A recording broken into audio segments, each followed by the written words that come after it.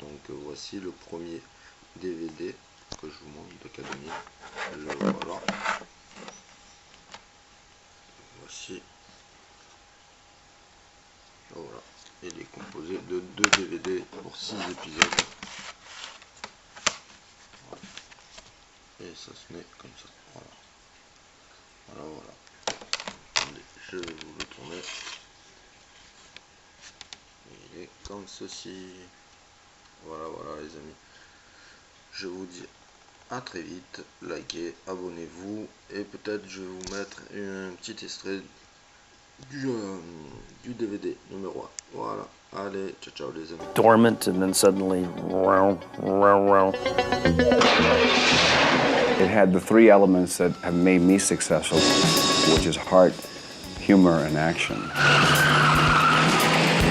I knew that this show was the bomb.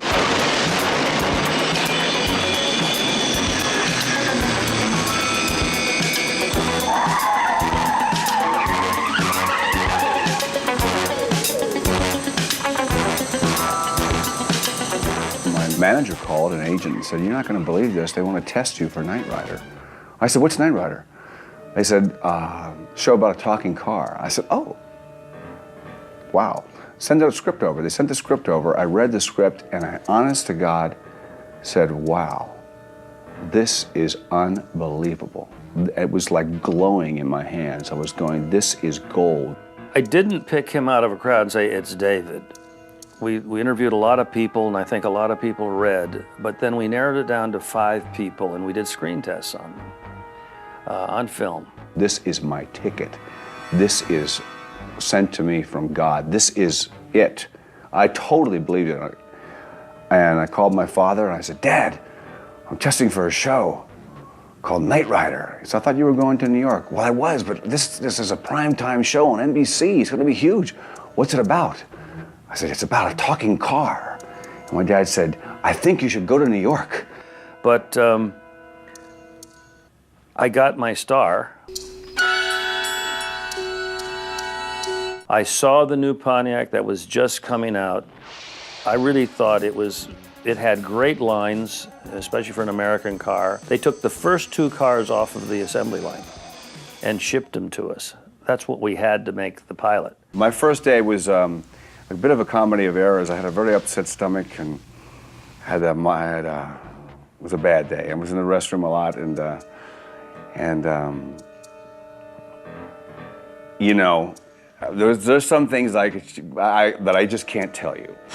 What's going on? What did I do? Deny everything. The pilot episode really establishes everything, and you get to see Glenn Larson's original vision of the show. I mean, I love the things where the cops see him driving by and he's asleep, and breaking in and out of jail, and you know, I mean, I sort of like big theatrical things. Those bullets are just bouncing off that windshield.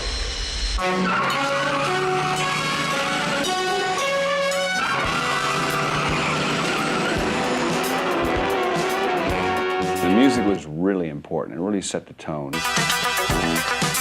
There are all ways that producers influence the composer on what he's writing, and in this particular case, Glenn has a little more input than others because of his musical ability.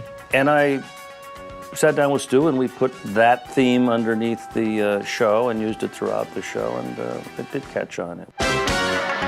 To this day, I mean, I've got it on my telephone as an answering machine, so every time the phone rings, it goes dun, dun, dun, dun, dun, dun, dun, dun.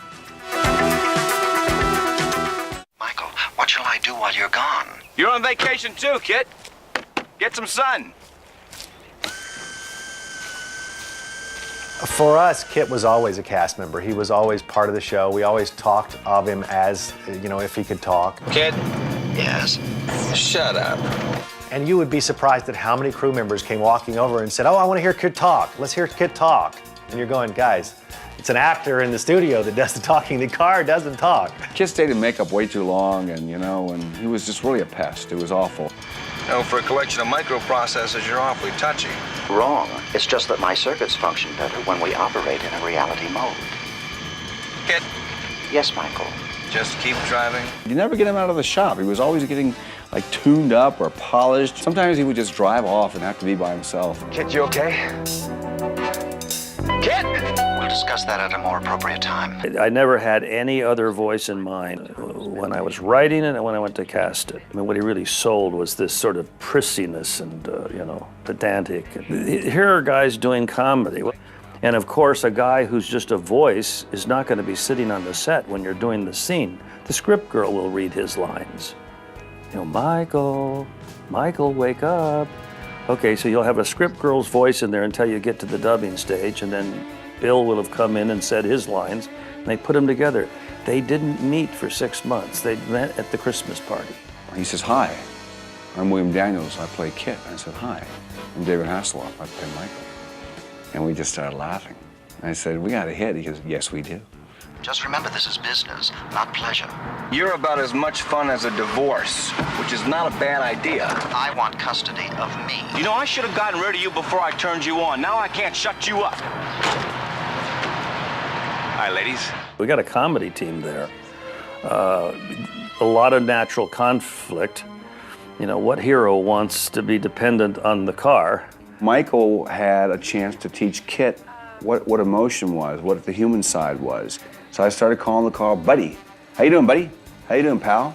You know, because I said, I'm the Lone Ranger, and this is Silver. I'm Roy Rogers, and this is Trigger.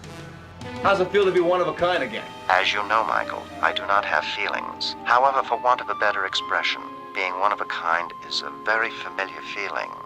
Right. Good night, buddy. Michael, you do realize this race is academic, not to mention unnecessary. Why is that? The car of the future is already here. Me. It was work only when you were sitting in the car in July wearing a leather jacket with the windows up, and it was about 110 degrees in there. You know, it was a tough shoot. He had cars, he had stunts that were really dangerous. We just knew that we had a car that could do anything, and you know, what do we do with a car that can do anything? I mean, anything that we could dream up, we would put on the dash of Kit to show. In the very first episode, it was established that Kit was basically indestructible, could jump, use the turbo boost. As the season progressed, you see things like a microwave jammer, a grappling hook, oil slick, and a tracking scope. It was fun for us to say, okay, here's the monitors. We had 2 monitors in it, and those monitors, we could put in anything we wanted.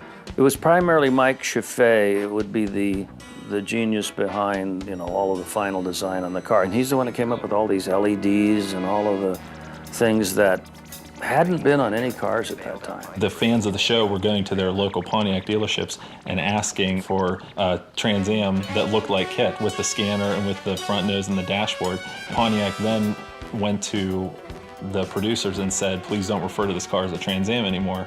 Not that you can't tell it's a Trans Am anyways. What do you say we pay the general a little visit, huh? Is this a car or a spaceship? A little bit of both. Okay, now we've got to have a bad guy. Somewhere in each episode, there's going to be some kind of bad entity.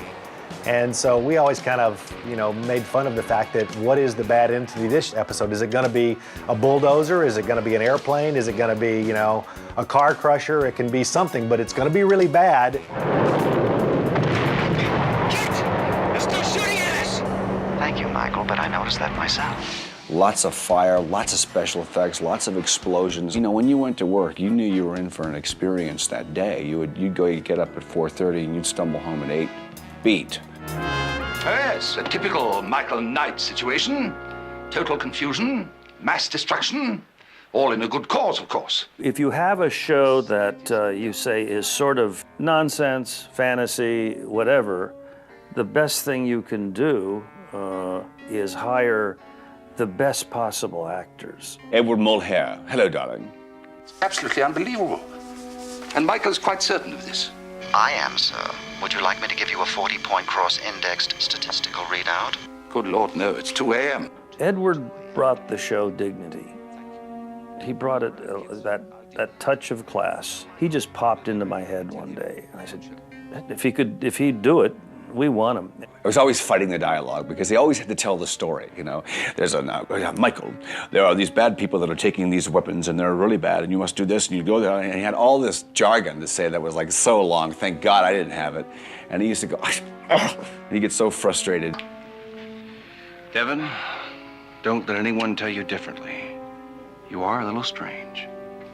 This is a game of gentlemen, of serenity, of Charles II and Samuel Pepys. Know them? Edward became really like my second father, and we played that like on the show. You know, like there was a amazing amount of respect, but Michael was always giving him something. And that's how it was on the set. We were always setting Edward up. He was quite gullible. Hello, you two. Hi, Devon. Bonnie, is Kit fully prepared? Yes, sir. We always liked the relationship that they had created for Michael and Patricia, because Michael kind of secretly liked Patricia, but she secretly liked Michael, but she couldn't show it because she was the brains. And Michael was too much of a guy to let his feelings, you know, surface for her. But secretly there was a kind of a twinkle in his eye for her, and Patricia McPherson was quite a part of the success of the show, even to the very end. People always talk about Bonnie. Right now, there's only one thing wrong with this car. I know. The nut behind the wheel. That's very funny. Very funny. You know, Michael Knight was basically King Arthur in Camelot. You know, it was a Knights of the Round Table. My influence was, I didn't want to be the White Knight, I wanted to be the Black Knight. Because I said, Black Knight's cool, man. And then I wanted the show to have a lot of heart. I said, we've got to do shows that touch people's heart. And so we sat down with an idea that Michael had been engaged to be married, and he sees this girl, and his mind just kind of flashes back into, oh my gosh, this is the woman. But he can't tell her. He had someone that he loved and he lost, and now he was trying to get her back, but he couldn't tell her that he was really Michael Knight.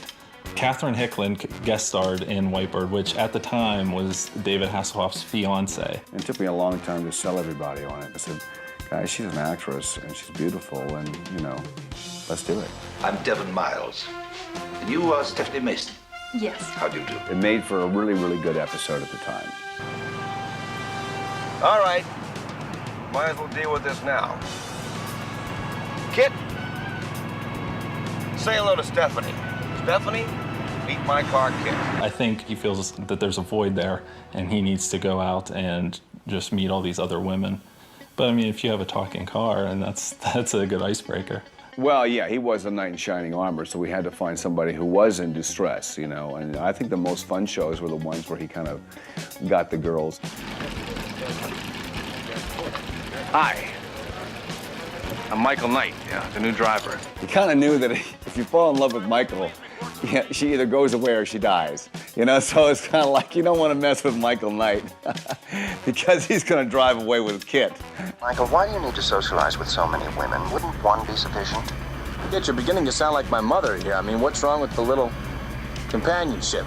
Michael, I'm getting some unusual readings. Readings of what?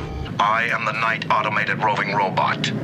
Car, if you prefer. The only difference between Kit and Car are their main program. Kit's is to preserve human life, and Car's is self-preservation. Somebody's behind us. Yes, I see. It is the inferior production line. Copy. Car was a place where we could really expand on the, you know, an evil part to it. This car supposedly cannot be destroyed, so how do you stop something that can't be destroyed? Now we could have the car do things that Kit would never do, you know, and attack people and try and run over things, because that's what Car would do. He's in destruction mode. He's going to run through everything we can think of. You are mistaken. Hi, I'm Car. You know, and it was like Kit meets his nemesis. It was like Jekyll and Hyde. It was awesome. I am the prototype of the car of the future. What you saw was merely an inferior production line model. The other highlight of the first season was Chariot of Gold, just because if the characters were out of place, Kit's programming was altered and he tried to kill Michael. Bonnie was brainwashed and she tried to kill Michael, and he was left to figure everything out and save the day. No, Kit, you're mine. I have my orders. You're my car, Kit. We all kind of grew together, and by the time we got to the last few episodes of Knight Rider, we had felt like we all had gotten from A to B, that we had really progressed to a point where we felt like we'd really accomplished something. I just sat back and enjoyed it. You know, it was a great ride. Everybody on that cast and crew had a blast. If you ask anybody who worked on that show, they said it would be the greatest time of their lives. And I think that's why Knight Rider worked, it was because Michael Knight and K.I.T.T had a relationship. They were best friends. And everybody in the world wanted to sit next to me and hang out. Oh yeah, the car talks. I'd explain it. But it's like your relationship with your father. It's very complicated. And the theme of Knight Rider is one man can make a difference. One person can make a difference. You can make a difference in someone's life, and you can make a difference in your own life. And that's what Knight Rider is about.